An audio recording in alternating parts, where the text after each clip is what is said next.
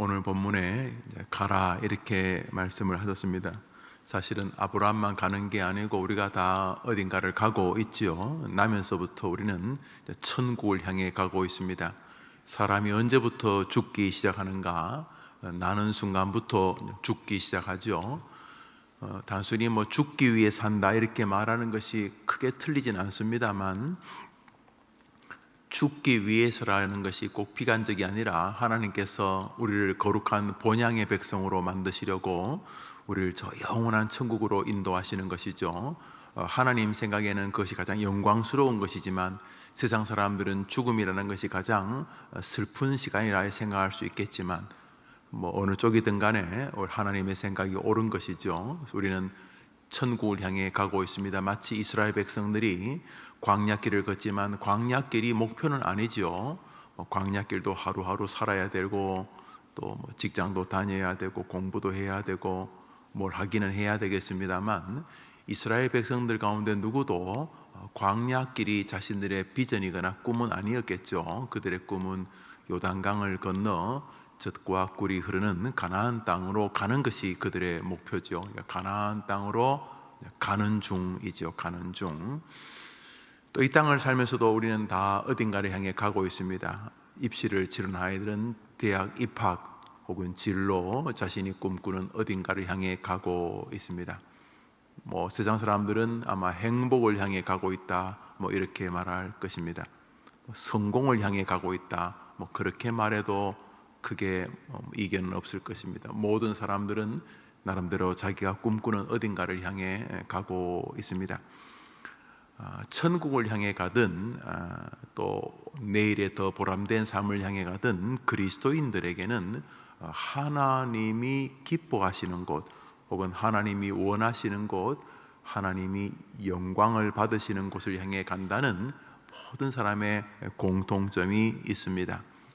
여러분들 지금 어디로 가고 계십니까? 사람들은 오늘도 어디론가 가고 있습니다. 막 가슴 설레고 가슴 뛰는 어딘가의 그 소망을 향해 가든지, 갈 곳을 잃어버려서 어디를 가야 할지는 모르지만 24시간이 내 앞에서 나를 부추기기 때문에 원든 원치 않든 아침 시간, 점심 시간, 저녁 시간을 향해 우리가 가고 있습니다. 보람 있게 가는 인생이 있는가 하면 보람 없이 가는 인생이 있을 뿐이지, 사람이 어디론가 가고 있는 것은 이제 틀림이 없습니다. 믿음의 조상 아브라함은 믿음의 조상이라면은 믿음에 본받을 만한 사람이란 뜻도 되지만은, 우리가 모든 조상들이 갖는 길을 간다는 측면에서 우리들의 거룩한 모형이 될 것입니다. 아브라함에게 하나님이 나타나셔서 어딘가를 가라 그랬습니다. 가라고 한 것은 하나님이 지시할 땅으로 가라 이런 뜻이 되는 것이죠. 그래서 갑니다. 가는데 가는 방향이 있습니다. 가는 방법이 있기도 합니다. 우리 4절을 다시 보겠습니다. 읽읍시다. 시작. 이에 아브라함이 여호와의 말씀을 따라갔고 롯도 그와 함께 갔으며 아브라함이 하란을 떠나에 75세였더라. 아브라함이 갔는데, 이에 말은 가라고 하니까 이에 갔는데 어떻게 갔느냐 하면 아브라함이 여호와의 말씀을 따라갔다 그랬습니다. 여호와의 말씀을 따라갔고, 아브라함이 여호와의 말씀을 따라가니까 아들 비슷한 조카 롯도 말씀을 따라가는 아브라함을 따라갔다 이런 거죠. 여기 이제 우리의 지도자의 모습이 있죠. 아브라함은 롯의 삼촌입니다. 삼촌인데 그때까지 아브라함이 자식이 없었기 때문에 이 아들을, 이 조카를 자신의 후계자로 생각한 것이 거의 확실합니다. 훗날 자기 종, 아무도 후손이 없어서 자기 집에 길렀던 엘리멜렉이라고 하는 자기 종에게 자신의 유산을 다 물려주려고 마음을 먹은 것이 훗날에 나오는 것을 보면은 아마 롯을 특별히 사랑하고, 또 롯도 삼촌이 자기를 특별히 사랑하는 것을 보고, 또 다른 사람들보다는 삼촌이 가장 반듯하고 인생에 어떤 색채가 있고 향기가 있는 사람이다 생각을 한 것 같아요. 그래서 조카돈 아브라함을 쫓아가고 아브라함은 여호와의 말씀을 쫓아서 갑니다. 굉장히 정상적인 거죠. 주일학교 교사가 말씀을 쫓아가고 아이들이 말씀을 쫓아가는 그 선생님을 쫓아가는 이런 구조가 가장 건강하죠. 목사가 하나의 말씀을 쫓아가고 교인들이 하나의 말씀을 쫓아가는 목사를 쫓아가는 이런 방식이 가장 귀한 거죠. 그걸 반대로 선생님이 말씀에 아무런 관심도 없고 그저 그냥 선생님 스스로도 이 말씀에 대한 신뢰가 별로 없고 그저 아이들하고 1, 20분 이렇게 얘기하고 노닥거리다가 애들 돌려보는 게 그게 주일학교 반사 일이다 이렇게 생각하는 선생님이라면 우선 선생님이 말씀을 따라가지 않으니까 선생님도 어디로 가야 될지 모르고 또 어디로 가야 될지 모르는 선생님을 따라서 그 반 아이들이 1년, 2년을 지난다는 것은 거의 기독교적 비극이죠. 비극. 교회 목사는 더 할 것이고 여튼 간에 굉장히 순서가 아름답습니다. 이에 하나님이 가라. 너는 가는 너의 인생은 어딘가를 간다.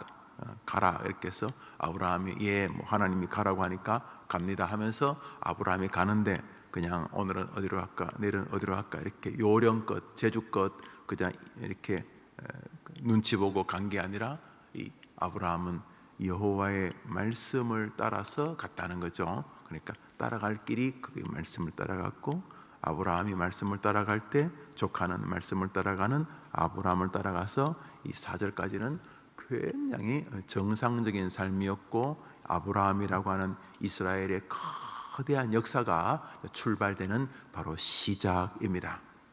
여기까지가 굉장히 정상적인 삶이 되는데 서서히 비극이 시작됩니다. 이 말씀을 따라갔는데 금방 뭐가 이렇게 좋아질 줄 알았는데 금방 별로 안 좋아졌어요.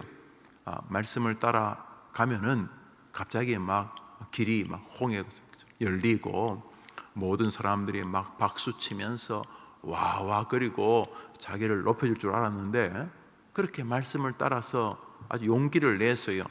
자신의 고향을 떠나고 자신의 주변의 모든 형편을 다 내려놓고 기꺼이 하나님의 말씀을 따라서 출발을 했는데 1년이 지나고 2년이 지나도 여전히 생활이 별로 달라진 게 없는 것 같아요. 교회를 나오기 전이나 교회를 나온 후나 크게 그게 달라진 것 같지도 않고 계속 날조를 하기 전이나 날조를 한 후나 크게 달라진 것 같지도 않고 또 이렇게 말씀에 이렇게 귀를 기울이면서 말씀 중심으로 이렇게 설교 중심으로 신앙의 길을 다시 한번 걸어버리라 크게 달라진 것 같지도 않고 그래서 시간이 좀 흘렀습니다. 8절 9절을 읽습니다. 8절 9절입니다. 시작.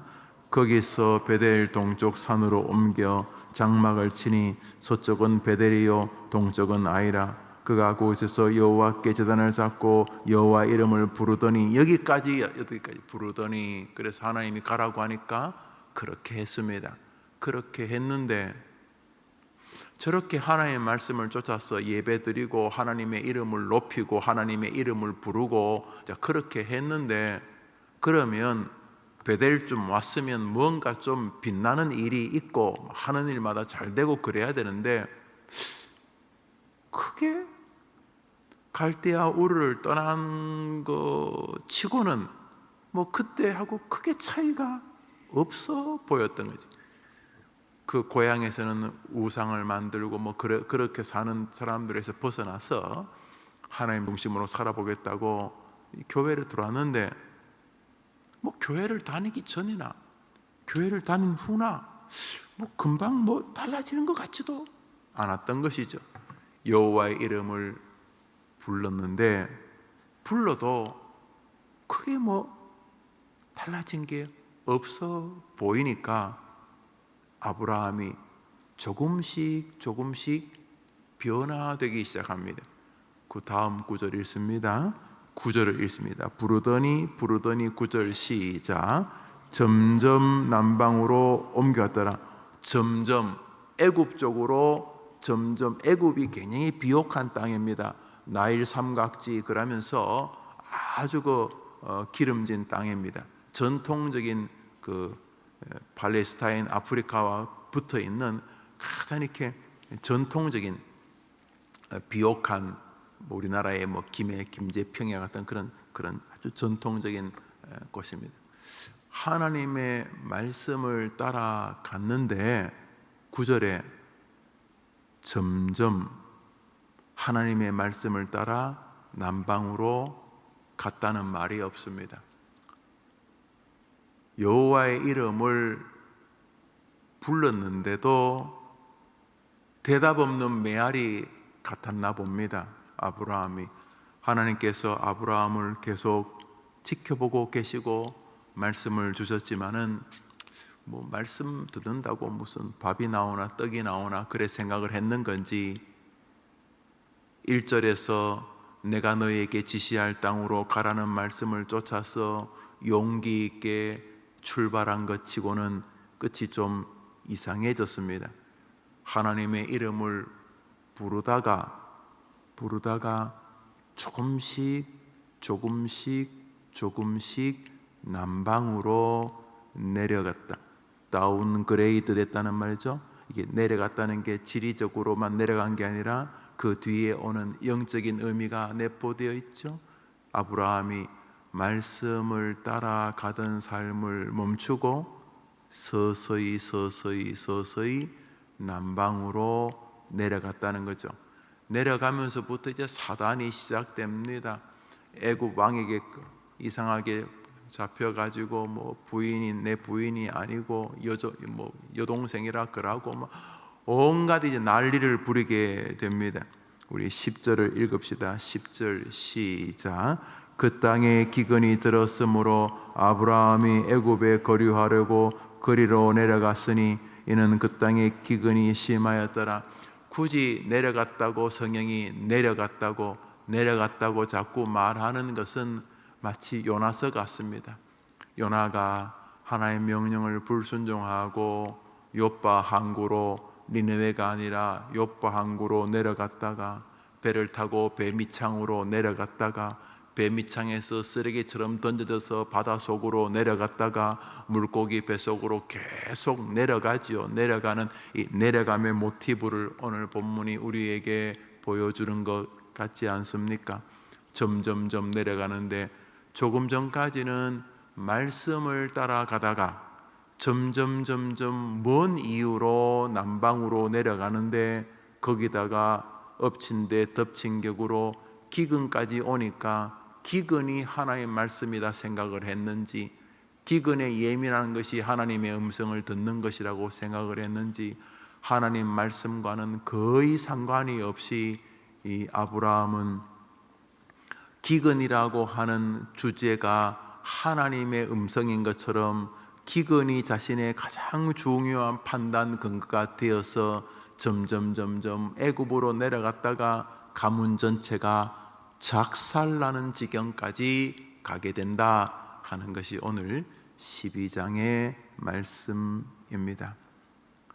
사람은 무엇을 따라가야 하는가 하는 것입니다. 오늘자 날주 마태복음 11장입니다. 우리 마태복음 11장을 보겠습니다. 오늘자 날주 마태복음 11장입니다.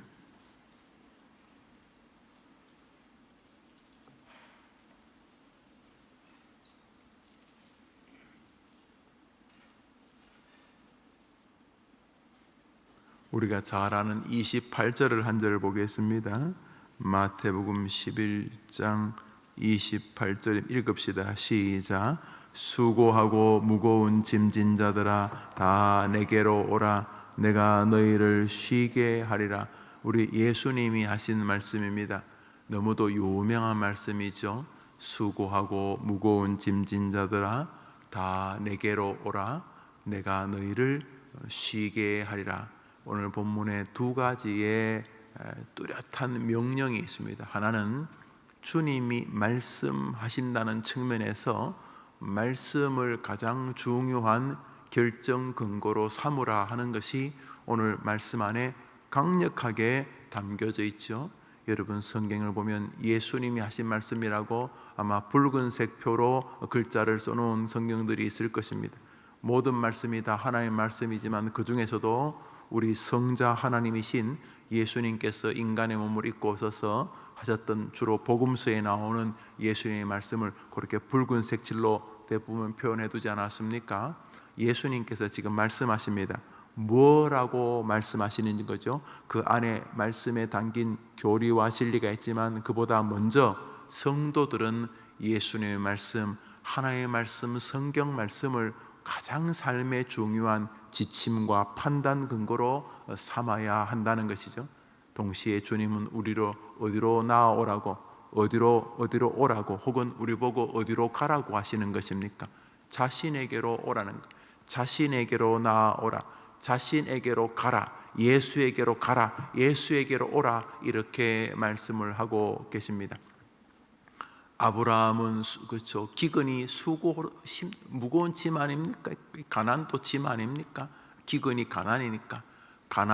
가난해졌을 때 아브라함이 조금 전까지는 말씀을 따라가다가 이 말씀을 따라간다고 이거 괜히 이거 쪽박 차는 거 아닌가 이런 생각이 들었는지 말씀을 따라가던 삶을 어느 순간 슬그머니 슬금지 뭐 이렇게 슬금 내려놓고는 조금씩, 그러니까 점점이라 말은 조금씩 남방으로 내려가다가 기근을 만나니까 그렇구나 하고 아예 그냥 애굽 땅으로 가서 주님께서 갈대아 우르만큼이나 우상 숭배가 많던 애굽으로 다시 빙빙빙빙 돌다가 원위치가 되었다, 이런 것이죠.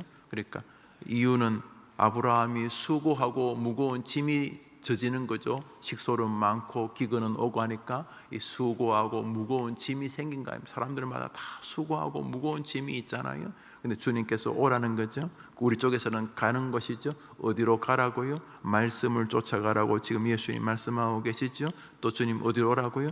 자신에게로, 자기에게로, 예수에게로, 하나님에게로 오라, 이렇게 말씀을 하고 계시죠.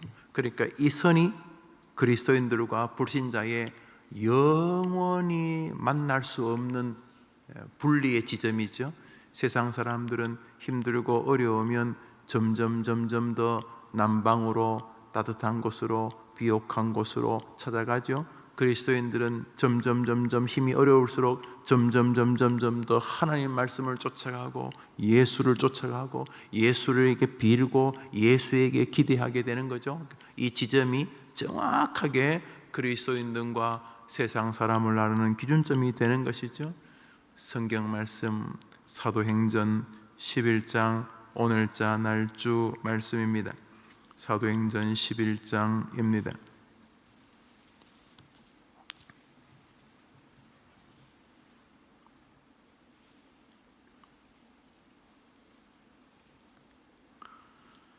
사도행전 11장입니다. 우리 19절을 한 절 읽겠습니다. 19절입니다. 19절 시작. 그때에 스데반의 일로 일어난 환란으로 말미암아 흩어진 자들이 베네게와 구브로와 안디옥까지 이르러 유대인에게만 말씀을 전하는데, 어떤 일이 벌어졌냐 하면 이제 초대 교회 예루살렘 교회가 이제 핍박을 받습니다. 그래서 몇몇 사도들, 마지막까지 교회를 지키는 몇몇 사도를 제외하고는 전부 다 예루살렘 교회 성도들을 잡아 죽이는 그런 법이 선포되다 보니까 다 이제 도망을 가게 됩니다. 이래 도망가고 저래 도망가는데 도망가게 된 아주 중요한 이유가 오늘 본문에 나옵니다. 사람들은 교회가 이렇게 핍박으로 인해서 박해를 받아서 이렇게 분리되어지는 것을 굉장히 슬프게 생각을 했을 수 있습니다만, 거기 아주 중요한 하나님 뜻이 있습니다. 예루살렘 교회가 2000년 전에도 2만 명에서 2만 5천 명 정도의 교세였다고 그 역사학자들이 말합니다. 여러분, 2000년 전에 지구상의 인구는 지구의 지금의 10분의 1도 안 되었습니다. 지구상의 인구가요. 그때의 교회가 2만 5천 명, 지금도 2만 5천 명 나오는 교회가 대한민국에 뭐 몇 개 되지 않거든요. 예. 출석하는 교인 수가 2만 5천 명인 교회는 손가락으로 꼽을 정도밖에 안 됩니다. 2만 5천 명, 참 많은 숫자죠. 초대교회 예루살렘 교회 교인 수가 2만 5천 명 정도가 되었다는 거죠. 물론 한 공간에 모일 수는 없었을 것입니다. 이렇게 눈을 피해서 어느 집에 뭐 100명 모이고 어느 집에 뭐 또 어느 공간에 뭐 200명 모이고 뭐 그렇게 해서 12사도가 이렇게 이끌고 하는 교회가 다 합쳐서 그 정도 되었다는 뭐 그런 뜻이겠죠. 근데 그 예루살렘 교회가 핍박을 받아서 교인들이 흩어지게 됩니다. 흩어지게 돼요. 마치 우리가 천호해림 교회를 분리개척하는 것을 하나님께서 흩으셨는데, 흩어지게 된 이유는 외형적으로는 핍박 때문이지만 사도행전 11장 이후를 가만히 보면 하나님의 거룩한 의도가 계셨다는 것을 알 수가 있습니다. 다시 말해 예루살렘 교회가 모이니까 좋지요. 자기들끼리 모이니까 막 베드로를 비롯한 그저 뭐 베드로, 안드레, 야고보, 요한 이런 사람들이 그냥 살아있는 전설 아닙니까? 내가 말이지 예수님하고 악수했는데 내가 그때 잠잘 때 예수님 내 옆에 주무셨고 예수님 기도할 때 우리를 같이 기도하셨고 이래봬도 이 발은 말이지 우리 예수님이 씻겨주신 발이라고 막 이러면서 뭐 예수님과 살면서 직접 경험했던 일들, 그때 예수님이 나를 안아주실 때, 나를 지극한 눈으로 나를 바라봐 주실 때, 주님께서 나를 보고 눈물을 흘리실 때, 뭐 이렇게 여튼간에 뭐 그때 그 베드로를 비롯한 12사도들은 말 그대로 한 명 한 명이 살아있는 전설 아니었겠습니까? 자, 그들에 의해서 예루살렘 교회가 막 이어지고 그러니까 교인들이 충분히 은혜로웠을 것입니다. 그러나 문제는 자기들끼리만 은혜로웠을 것입니다. 교회는 복음을 전파하라고 세운 곳인데 뭐 자기들끼리 모여가지고 옛날 이야기나 하고 뭐 내가 말이지 옛날에 뭐 이러면서 뭐 추억담이나 이야기하고, 이 교회가 마치 이게 좀 거룩한 이렇게 사교 클럽 비슷하게 되면 안 되지 않습니까? 그런 교회들 많아요. 다 자기들끼리만의 섹터가 있어서 새 가족들이 들어오면 막 욕은 하지 않지만 그 새 가족들이 뭔가 이렇게 뭘 할 수도 없는 이렇게 막 자기들만의 그 어떤 그 성을 쌓는 교회가 본인들은 잘 모르지만은 그냥 그런 교회들이 충분히 많아요. 한국 교회 적지 않아요. 예루살렘 교회가 어느 순간 그렇게 된 것이 틀림없습니다.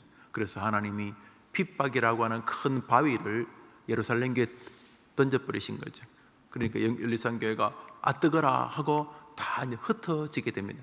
예루살렘 교회가 흩어지면서 회복되어진 게 하나 있습니다. 뭐냐 하면 성도들이 베드로, 안드레, 야고보, 요한 같은 12사도만 전하던 말씀을 이 성도들이 흩어지면서 세상 사람들에게 전하기 시작합니다.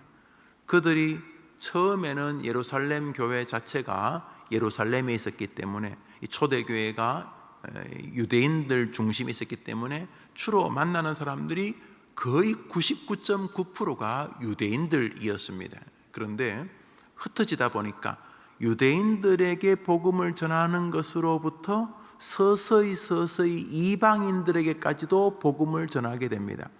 읽지는 않겠습니다만 저 흩어진 교회 가운데 하나인 안디옥 교회에서부터 세상 사람들이 저 사람들은 예수를 중심으로 사는 사람이다, 예수를 따라가는 사람이라는 이름으로 약간 비아냥거리는 예수쟁이 혹은 그리스도인이라고 불리게 되었습니다. 다시 말해서 기독교인들이 세상 사람들에게 저들은 그리스도를 따라가는 사람이라고 불리우게 된 계기가 예루살렘 교회의 핍박이었습니다. 여러분, 오늘 우리는 이런 생각을 해야 됩니다. 우리가 하나님의 말씀을 따라가지 아니하고 그리스도를 쫓아가지 아니하면 주님은 우리를 강제적으로라도 주님을 따라가도록 하신다는 사실입니다. 박해, 고난의 바위를 그 사람에게 확 던져가지고 그 사람으로 하여금 어쩔 수 없이 그리스도를 따라가는 사람으로 만드는 것을 우리는 초대교회에서 보게 됩니다. 사랑하는 여러분, 그렇게 얻어 터져 가지고 그리스도와 말씀을 쫓아가는 것은 그렇게 지혜로운 것이 아니지 않습니까? 오늘이라고 하는 하루를 사는 동안 여러분이 하나님의 말씀을 쫓아가고 그리스도를 따라가면서 그리스도의 백성으로 살아가는 은혜의 주인공 다 되시기를 주님의 이름으로 축복합니다. 우리는 인생이 정해진 사람입니다. 우리는 우리의 길이 있습니다. 해바라기가 해를 향해서 간다고 해바라기라고 부르는, 영어로도 sunflower, 해바라기라고, 해를 바라본, 동양 사람이나 서양 사람이나 저 식물은 해 쪽으로 바라본다고 그렇게 이름을 지은 것 같습니다. 해바라기. 우리는 말씀바라기, 우리는 주바라기들입니다. 우리는 우리의 길이 있습니다. 우리는 오늘도 무슨 일을 결정하길 때 주님이 우리에게 무엇을 말씀하시는가에 마음을 둡니다. 뭘 하든 마찬가지입니다. 오늘 하루 세상 사람들처럼 뭔가 어렵게 복잡하게 살기, 세상 사람들은 문제가 발생하면 이게 내 기분이 좋으냐, 내 기분이 안 좋으냐, 남들이 뭐 나에게 부러워하겠느냐, 남들이 안 부러워하겠느냐, 이게 저러냐만, 세상 사람들은 뭘 결정할 때 이 판단 근거가 참 복잡합니다. 이게 내게 유익하냐. 그런데 이것도 정확하지도 않아요. 그게 내게 유익한 줄 알고 결정했는데 얼마 뒤에 아이고야, 그래 결정하네. 아이고 바보같이 내가 그걸 왜 그래 결정했지? 그때는 그게 좋은 결정이라고, 그것이 내게 조금이라도 이득이 되겠다고 그래 결정했는데 시간이 지나니까 아이고 그때 그거 안 했어야 되는데, 반대로 그때 그거 내가 했어야 되는데, 우리가 살면서 판단 근거가 수십, 수백, 수천 가지니까 복잡해요. 그리고 해도 이렇게 좀 원망하게 되고, 해도 좀 이렇게 스스로 이렇게 좀 실망하게 되고, 또 해도 좀 후회하게 되고, 이런 게 참 많아요. 그런데 그리스도인들은 무슨 일을 결정하더라도 쉬워요. 하나님이 뭐라고 말씀하시는가? 하나님이 뭐라고 말씀하셨지? 이게 예수님이 좋아할 길인가? 이거 일하면 예수님 좋아하실까? 그러면 그 일을 하고도 그 일의 결과가 항상 좋아요. 그 일로 인하여 비록 핍박을 받는다 할지라도 내가 주님을 위해 살다가 핍박받는 거야, 뭐가 어때, 좋은 거지, 이러면서 그리스도인들은 무슨 일을 만나도 인생에 기쁨을 얻게 됩니다.